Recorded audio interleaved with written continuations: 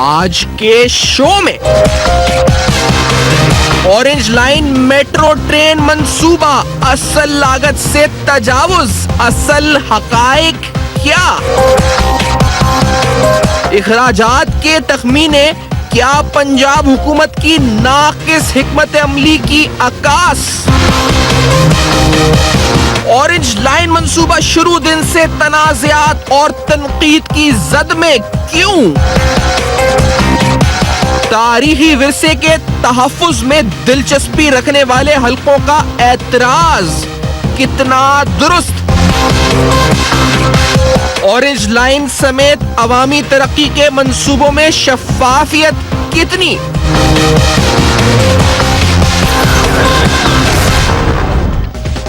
अस्सलाम वालेकुम। पस पर्दा हकाइक सनसनीखेज इंकिशाफात प्रोग्राम बेनकाब में हूं आपके साथ Saifan Khan. Orange line metro project train metro project है जो पंजाब गवर्नमेंट का वो प्रोजेक्ट है जिसको पंजाब की तारीख का सबसे बड़ा प्रोजेक्ट कहा जाता है। 2005-6 में जिसका PC1 बना, फीजिबिलिटी स्टडी बनी, जिस फीजिबिलिटी स्टडी में इसकी कॉस्ट $1.6 बिलियन अराउंड 160 अरब रुपए रखी गई। मैं ये बताता चलूं जो अब इसकी कीमत बनती है, इसकी लागत आती है तखमीनों को तजावुज करते हुए 260 अरब, कोई कहता है 215 अरब तक भी कहा जाता है, 200 अरब से ज्यादा बताई जाती है। आगे चल के कुछ हकाइक इस सिलसिले में बेनकाब करेंगे।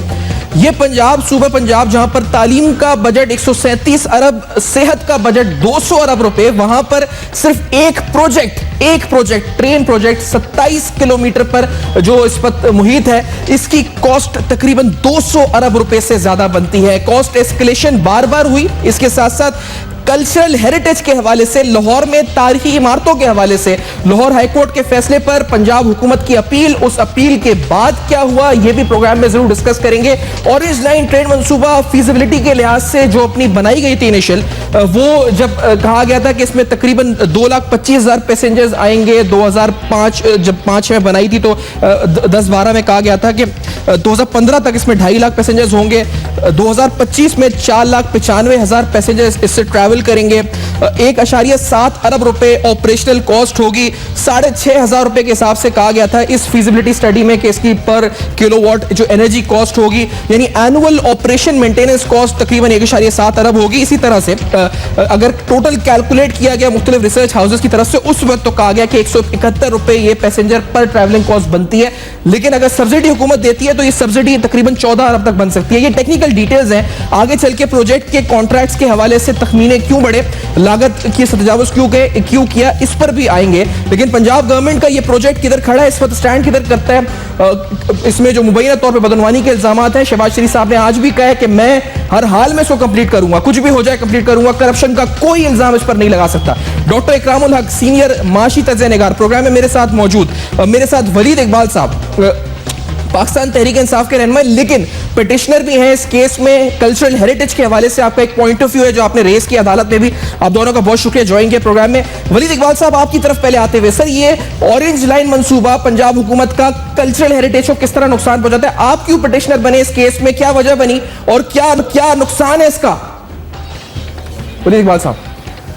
देखें जी, ये जो इसके खिलाफ केस जो हुआ था पहले हाई कोर्ट में हुआ था, उसमें पाकिस्तान तहरीक इंसाफ या उसकी क़यादत जो थी उस वक्त, उसने हिस्सा नहीं लिया, और ये जनवरी फरवरी में केस जो है वो शुरू हुआ था, और अप्रैल में गालिबन एक उसमें अबूरी हुक्म जारी हुआ कि कोई 10-11 के करीब तारीख़ी मकामात हैं, ऐसे मकामात जिनको तहफ़्फ़ुज़ हासिल है कानून के तहत, प्रोटेक्टेड साइट्स हैं, वो 10 या 11 के करीब हैं। उनसे 200 फुट के से कम का फासला होना जो है उनको नुकसान पहुंचा सकता है, और उसके हवाले से उन मुतल्लिका कवानीन के नीचे जो एक्शन ली गई उसके हवाले से जो थी चैलेंज कर दिया गया हाई कोर्ट में।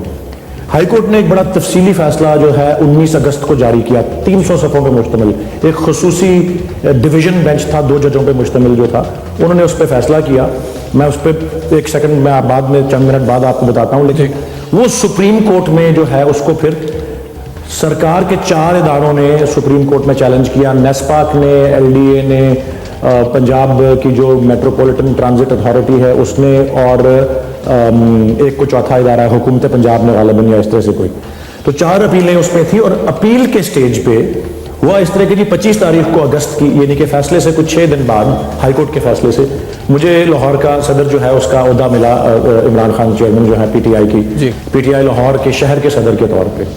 तो चूंकि उससे पहले मेरी वो उस तरह की कोई पोजीशन नहीं थी, मैं ऐसा पीटीआई के बहाफ पे या पीटीआई के एक लीडर के तौर पे मैं उसको उस पोजीशन में नहीं था। सही। तो मुझे फिर सुप्रीम कोर्ट में जब अपीलें आई तो इस मामले की अहमियत को पेश नज़र रखते हुए मैंने एक दरख्वास्त दाखिल की पिछले हफ्ते कि जी हमें भी इसमें पार्टी बनाया जाए और हम भी इसका हिस्सा बने। मैं आपको सिर्फ अर्ज करता हूं कि हाई कोर्ट में एक सेकंड को मैं, क्योंकि पिटीशन तो मैं हमारे पास, हमने आपसे ली भी थी पिटीशन, हमने पढ़ी भी जो आपने दायर की है, जो कोर्ट के रिमार्क्स थे वो भी, और उसके बाद जो कमीशन बना वो सब।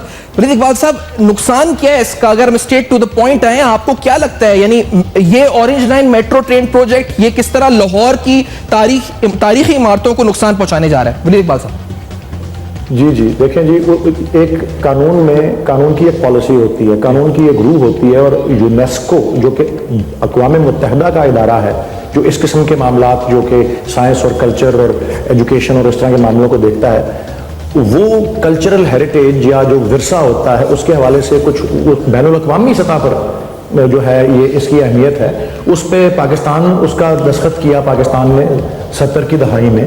तो तारीखी मकामात के तहफ़्फ़ुज़ के हवाले से जो था हेरिटेज की साइट्स का वो कानून आया, और फिर 80 की दहाई में एक और 2 अहम कवानीन पाकिस्तान में आए, और वो ये कवानीन एक उस पर बाकायदा एक मंतक है कि एक ऐसी जो साइट है, मकाम है तारीखी, जो विरसे की अपना एक होता है, हमारे आबाव अजदाद की जो मीरास है उसकी अक्कासी करता है, उनकी हमारी हिस्ट्री, हमारे नेशन की प्राइड है, उसकी प्रोटेक्शन जरूरी है कि उसके करीब 200 फुट की एक हद मुकर्रर की हुई है कि उससे नीचे उससे ज़्यादा करीब अगर आप कोई ऐसी डेवलपमेंट वर्क करेंगे तो उसमें मुतल्लिका या एक कमेटी या एक अफसर डीजी आर्कियोलॉजी आसार कदीमा के, उनका एनओसी चाहिए होगा।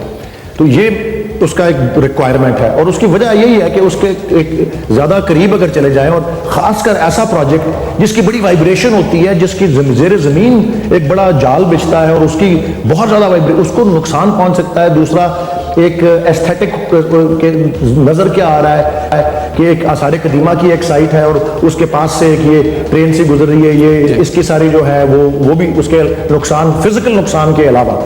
अब हुआ ये कि ये जो प्रोटेक्टेड 10-11 मकामात हैं जिनके पास से ट्रेन गुजरती है, ये शालामार से, और एक ऐसी शालामार बाग है, बुद्धू को आवा है, सुप्रीम कोर्ट की रजिस्ट्री, जीपीओ, कई जगहें ऐसी हैं जहां 12-12 फुट के फासले पे है, और जो एनओसी दिए गए थे इसके हवाले से मुतल्लिका डीजी के और कमेटी के, वो कुछ पहले तो वो दे दिए गए बगैर किसी वजूहात के। हालांकि कानून को अमल में लाने के लिए एनओसी देने का इख्तियार होता है, इख्तियार जो एक ब्लैंक चेक नहीं होता जैसे चाहे इस्तेमाल करें। जब आपको तसल्ली हो कि जो कानून का मकसद है उसको नहीं ये डिफीट कर रहा, कानून के मकसद को बरकरार रख रही है ये सारी बात, तो फिर वो एनओसी दे दें। तो एनओसीज जो थे, जो दिए गए थे उन तारीखी मकामात के हवाले से 200 फुट से कम के फासले के हवाले से, वो पहली एक राउंड में तो वाज़े तौर पे गलत थे क्योंकि उनमें कोई वजूहात ही नहीं थी, और दूसरा राउंड ये कोर्ट में मामला पेंडिंग था, तो कुछ रिपोर्टों के, नेस्पाक की रिपोर्ट, 1-2 माहिरीन थे, कोई डॉक्टर उत्पल और एक खातून माहिर थी, ये सारों की रिपोर्टें, ये सारे ऐसे इदारे थे जो कि हुकूमत के ताबे हैं।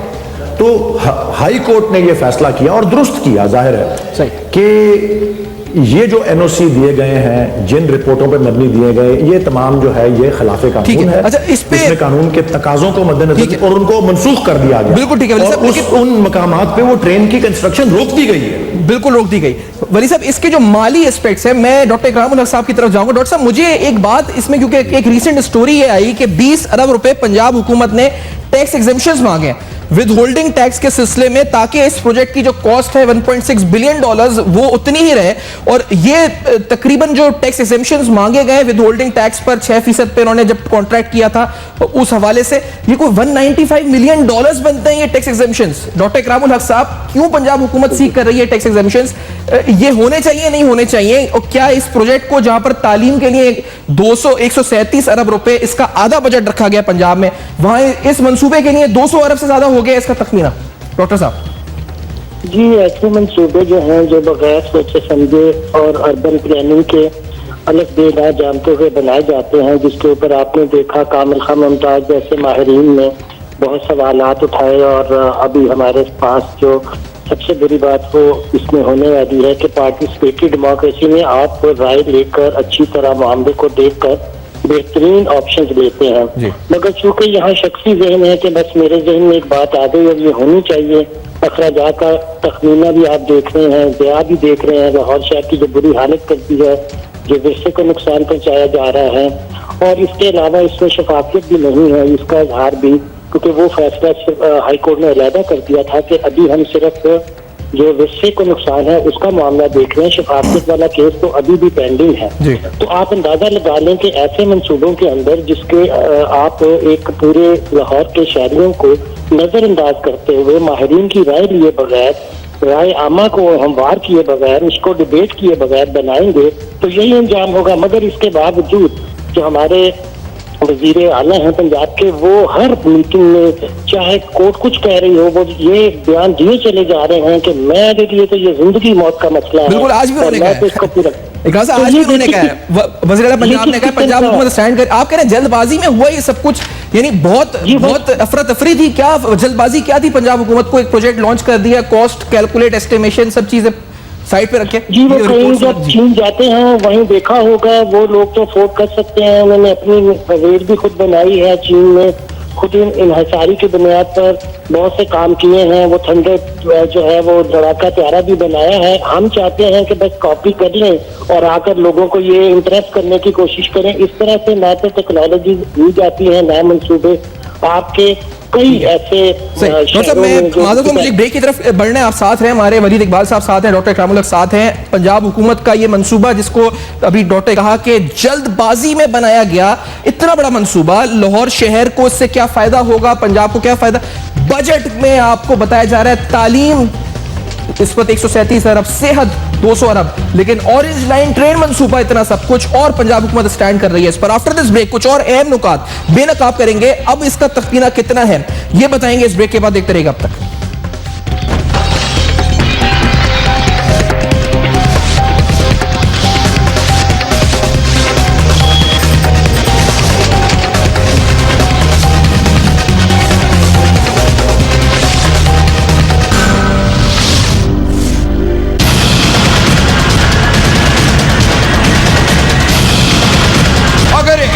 पैसे की करप्शन साबित हो जाए, खुदा की कसम आपका हाथ मेरा गिरबान होगा। बिल्कुल इसकी मुखालफत के पीछे पीटीआई है। मैं आपको कहता था इसकी मुखालफत के पीछे क्यों लीग है। मैं आपको कहता था कि इसकी मुखालफत के पीछे कुछ और सियासी हाथ हैं। सुप्रीम कोर्ट में जो ऑरेंज लाइन की अपील हुकूमत पंजाब ने की है, उसमें कौन सी सियासी हुकूमत बाज़ाब्ता तौर पर पार्टी बनी? Welcome back. आप देख रहे हैं बेनकाब। आपने सुना वज़ीर आला पंजाब की स्टेटमेंट्स इस मंसूबे को लेकर। Orange line metro train Punjab हुकूमत क्या जल्दबाजी का शिकार थी? ये जो मंसूबा जिसकी लागत अब 200 अरब से ज्यादा तजावुज कर चुकी है, इसके पीछे वजूहात क्या हैं? 20 अरब रुपए टैक्स कंसेशन पंजाब हुकूमत अब मांग रही है। डॉक्टर इकरामुल हक साहब, मैं आपसे बात कर रहा था, वलीद इकबाल साहब भी साथ है। डॉक्टर साहब, ये 20 बिलियन टैक्स एग्जेम्पशंस क्या देनी चाहिए वफाक को, नहीं देनी चाहिए? ईसीसी को समरी जाएगी, ईसीसी डिसाइड करेगी, ये होना चाहिए नहीं होना चाहिए? डॉक्टर साहब देखिए, उसूली तौर के ऊपर फिर बाकी सूबों के अंदर जो मंसूबा जाते हैं, क्या हम उनको भी टैक्स एग्जेम्पशन देने को तैयार हैं या नहीं है? सवाल यहाँ ये पैदा होता है कि शुरू में इन्होंने ये फरमाया कि ये सी पैक का हिस्सा है। जब कोर्ट ने कहा कि इसके बारे में आप कोई हमें दस्तावेजी सबूत ला के दीजिए, तो अगली ही डेट के ऊपर ये बयान बदल दिया गया। इससे शफाफियत का अंदाजा लगाइए।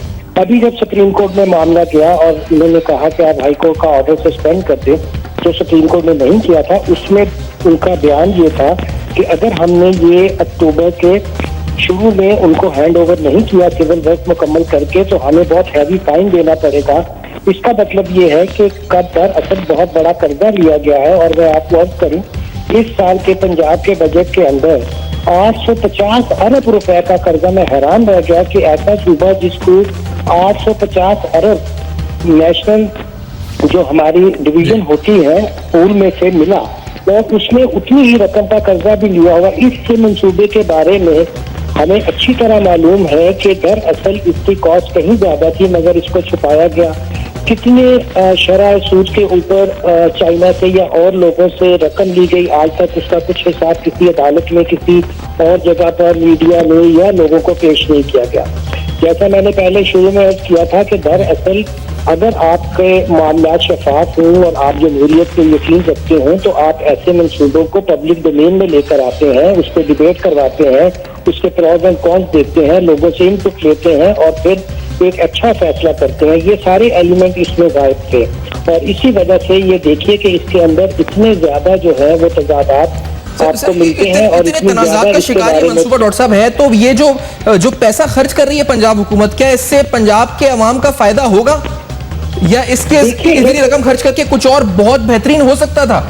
डॉक्टर साहब, इतनी रकम में लोगों ने बताया कि कई ऐसे मंसूबे ट्रांसपोर्ट के ही अगर आप ले लें बनाए जा सकते थे, जिससे कि पूरे लाहौर की ट्रैफिक का मसला हल होता है। और ये 27 मील की जो आप बना रहे हैं, अगर आपके जेब में कोई लग्जरी का कॉन्सेप्ट है तो शायद हो, अदरवाइज ये लाहौर के ट्रांसपोर्ट के मसाइल का हल नहीं है। इसके बारे में तफसीली रिपोर्ट जो थी वो हमारे जो माहिरीन थे, खासतौर पर जिनका जिक्र किया था कामिल खान मुमताज और बिल्कुल बहुत ही मोतबर नाम जो है, उन लोगों ने पेश किया, लेकिन ये हुकूमत जो है सुनने को तैयार नहीं। सही है। अच्छा, ये जो फीजिबिलिटी इस वक्त रिपोर्ट है जो 2005-6 में तैयार हुई और ये पीएमएलक्यू के दौर में पहले 27 किलोमीटर का प्रोजेक्ट रखा गया। वलीद इकबाल साहब पिटिशनर की हैसियत से भी साथ है पीटीआई से, लेकिन पिटिशनर भी इस केस में क्योंकि पार्टी बन रहे हैं इसलिए भी प्रोग्राम में साथ है। असद खरल साहब भी सीनियर सहाफी प्रोग्राम में मेरे साथ मौजूद हैं। तहकीकाती जर्नलिज्म यानी इन्वेस्टिगेटिव जर्नलिज्म पर आप बड़ी गहरी नजर रखते हैं। असद खरल साहब, आपकी तरफ आते हुए, आप तक मेरी आवाज पहुंच रही है? असद खरल साहब जी बिल्कुल। असद खरल साहब, ये मुझे बताएं, है कितने का मंसूबा? 200 अरब रुपए, 215, 247 अरब रुपए, 260 अरब रुपए। कुछ पेपर्स रिसेंटली कॉन्ट्रैक्ट्स अमेंड हुए, कुछ कॉन्ट्रैक्ट्स कैंसिल हुए, नए ठेके इशू हुए। पंजाब हुकूमत ने जल्दबाजी के अंदर क्या नुकसान किया है, क्या हुआ है ये आखिरकार? असद खरल साहब, एज पर डॉक्यूमेंट्स जो मेरे पास मौजूद हैं और आपके साथ में मैंने शेयर की हैं, 267 अरब का 60 अरब का 260 अरब से 260 अरब से जायद इसकी तखमीना लागत हो चुकी है। आपके सामने इस वक्त दो कॉन्ट्रैक्ट जो हैं, एक अप्रैल में हुआ जो नरेंको कंपनी के साथ किया गया और दूसरा अगस्त में हुआ गया। एक PC1 जो है एग्रीमेंट जो हुआ मुआहदा सेम स्पेसिफिकेशन के मुताबिक, वो हुआ 1.45 बिलियन यानी 145 अरब रुपए का। फिर दूसरा मुआहदा PC1 जो बना वो बना एक 1.62 बिलियन 162 अरब का। अभी जो 16-17 का जो माली साल का बजट पंजाब असेंबली में ले हुआ, उसमें 87 अरब रुपया इसके अलावा रखा गया। अभी दो काम और किए गए हैं। एक ये है कि पैकेज 1 और पैकेज 2 13.5 किलोमीटर के दो ठेके दिए गए। एक हबीब कंस्ट्रक्शन सर्विसेज को जो इनकी ब्लू वाइट कंपनी है और दूसरा है मैसर्स मकबूल कॉल्सन्स को। अभी इन्होंने 5 तारीख को उनको जो लेटर मिला जिसके ऊपर 1 तारीख अक्टूबर लिखी हुई थी, उनका कॉन्ट्रैक्ट कैंसिल कर दिया गया है। 10-10.25 अरब के करीब उनको पेमेंट हुई थी और 18 अरब का ये ठेका है। 6 अरब की लाइबिलिटी उन्होंने मजीद जो काम एक्स्ट्रा स्पेसिफिकेशन के और वेरिएशन के मुताबिक जो किया वो उन्होंने अदालत ने एल कमीशन भी उस पर मुकर्रर किया है। LDA ने वो अदालती अहकामात मानने से इनकार कर दिया। कब्जे की जो बात है, इस सिलसिले में क्या जबर भी हुआ? इस वक्त पुलिस को इस्तेमाल किया गया पंजाब गवर्नमेंट की तरफ से, जिस तरह पॉलिटिसाइज किया जाता है पंजाब के अंदर, क्या पुलिस का इस्तेमाल भी हुआ इस सिलसिले में? हाँ जी, फायरिंग हुई है, बकायदा पुलिस का इस्तेमाल हुआ है।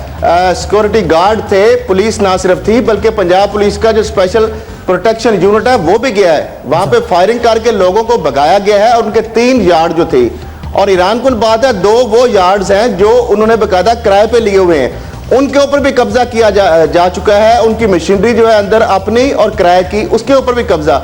अब इसकी वजह सुन ले कि उनके ऊपर इल्जाम ये लगाया गया है कि उन्होंने कंप्लीशन दिसंबर में वो नहीं कर पा रहे थे, इसलिए हमने टेंडर भी नया जारी कर दिया। 5 तारीख को उनको नोटिस रिसीव होता है, 4 को डिस्पैच होता है, और 3 तारीख को उनकी सिक्योरिटी जो है वो स्टेट बैंक से इसरार सईद जो है एक चीज एलडीए वो कराची से एडिशनल भी करवा लेते हैं एलडीए के। एडिशनल कॉस्ट जो आई है, यानी जो नया जो टेंडर इस्पत है, कितना डिफरेंस है उसके अंदर, यानी क्या एडिशनल कितना इजाफी इखराजात होंगे इस वजह?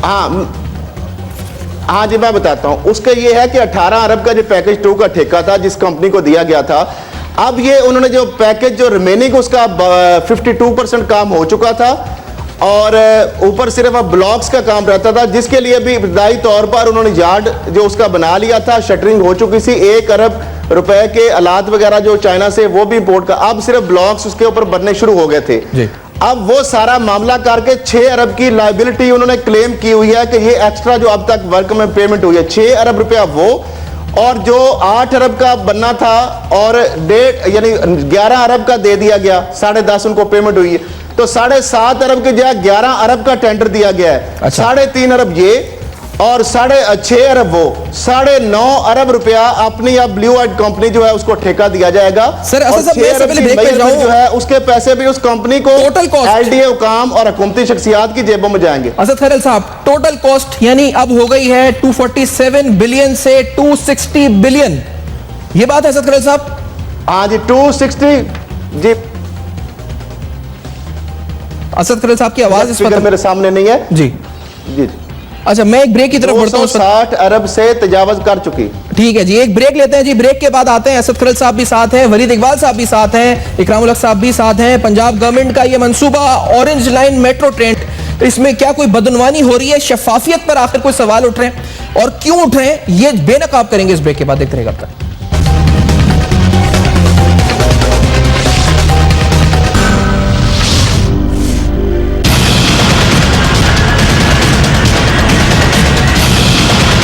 अगर एक पैसे की करप्शन साबित हो जाए, खुदा की कसम आपका हाथ मेरा गिरबान होगा बिल्कुल।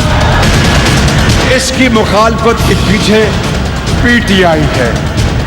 मैं आपको कहता था इसकी मुखालफत के पीछे क्यों लीग है, मैं आपको कहता था कि इसकी मुखालफत के पीछे कुछ और सियासी हाथ हैं। सुप्रीम कोर्ट में जो ऑरेंज लाइन की अपील हुकूमत पंजाब ने की है, उसमें कौन सी सियासी हुकूमत बाज़ाब्ता तौर पर पार्टी बनी?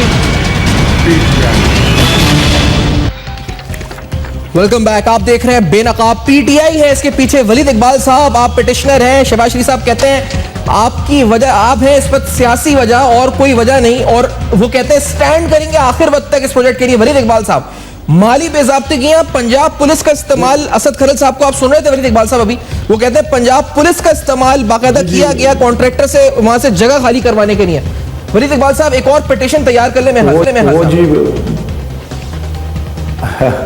देखें जी, बिल्कुल मैं बड़ा होमवर्क किया हुआ है असद खैरल साहब ने, मैं उनके उसको आदाद शुमार में नहीं, उन्होंने बहुत अच्छी तरीके से एक्सप्लेन किया। मैं अपनी बात आपको बताता हूँ और पीटीआई की पोजीशन इस पे। वो कहते हैं, ठीक कहते हैं, पीटीआई उसके मुखालिफ है। देखें, कोई प्रोजेक्ट हो रहा है, कोई तरक्याती काम हो रहा है, वो एक अपनी जगह चीज़ है। हम क्यों मुखालफत कर रहे हैं? कि भाई साहब, आप कोई कानून का एहतराम करें, प्रोजेक्ट करें तो कानून की जो मंशा है, कानून में लगाई हुई उसमें जो पाबंदियां हैं, उनके एहतराम में और उनकी मुताबिकत से आप कदम उठाएं। आपका और हाई कोर्ट ने फैसला आपके खिलाफ क्यों किया है? अपील आपको हुकूमत पंजाब को अपील करनी पड़ रही है। क्यों करनी पड़ रही है?